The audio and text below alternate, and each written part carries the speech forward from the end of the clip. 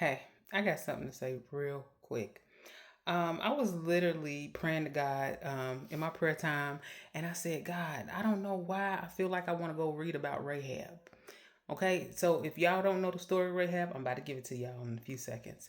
Um, but the thing is that do y'all ever think that Rahab wanted to be a hoe? Forgive me. Do y'all ever think Rahab wanted to be a prostitute, a lady of the night, a sex worker? Mhm. Because I was reading Joshua chapter 2 and chapter 6, okay? And those two chapters only brung me to the part where the Israel nation, the Israelites, um, were going to spy out the land, right? Because they were getting ready to cross over into their promised land. But the thing is that it was some things that had to happen first, right? Now, let's get to Rahab. I'm reading the story. She is taking care of her mother, her father, her sisters, her brother, her whole household. And I'm thinking, like, did she ever wanted to be this? Because we know, like, the jobs that most people have today, a lot of people do them because they need the money, not because they really like it.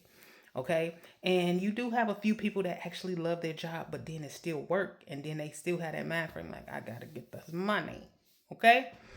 So at the point that that is happening with her, and these men climb the wall to her house, and she lets them in. She's not startled, afraid, because the Bible says nothing about that. She lets them in, and she immediately hides them. Now, granted, we know women of the night, they out there, they mix and mingle, right? And they not just mixing and mingling. They building rapport. They know what's going on. Their ears are to the streets. Okay. Now, because they know because she know what's going on. She knows that the Israelites' God is going to allow them to overtake the city that she lives in. Mm-hmm. Yep.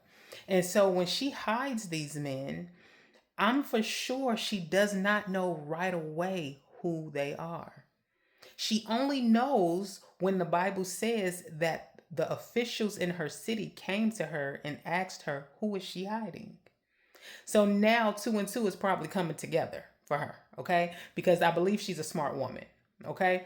Now, when that happens, she's talking to these officials. She kind of sends them on a blank mission. She says, hey, I seen them, I put them out. I seen them go to the east. She sent them on a blank mission to the east.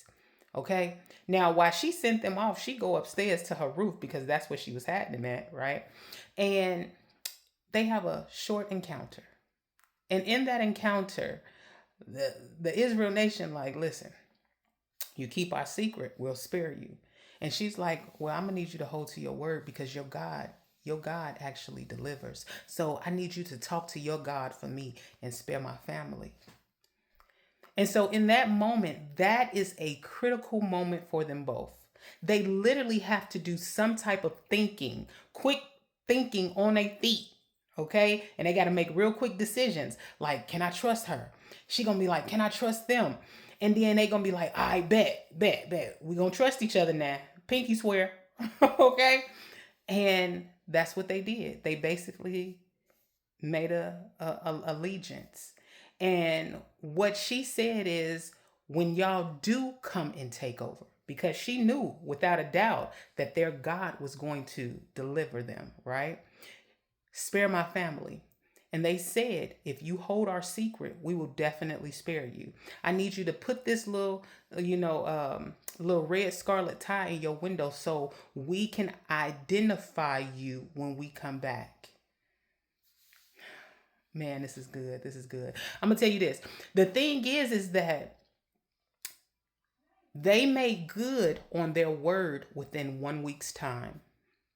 Because after they had that conversation on the roof, right? She sent them to the west. Because remember, she sent the other men to the east. She didn't want them to encounter each other. And so when she did that, they came up with a plan. And the plan that God gave Joshua, they did. She had that thing in her window for a whole week. That little string was a representation of hope. It was a representation of hope.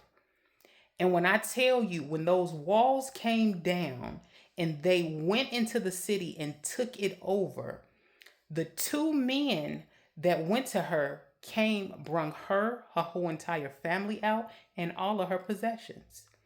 And they housed her outside of the city in their camp. And so now, even though she's not a Israelite woman, she is now into the family because they took her on. Okay? Now, the best part about this is that I know y'all know about the story of Boaz and Ruth, right? But guess who Boaz's mama was? Rahab, the prostitute. So the entire story came alive to me on this front is that each and every day we wake up, right? You have some people that wake up expecting something new.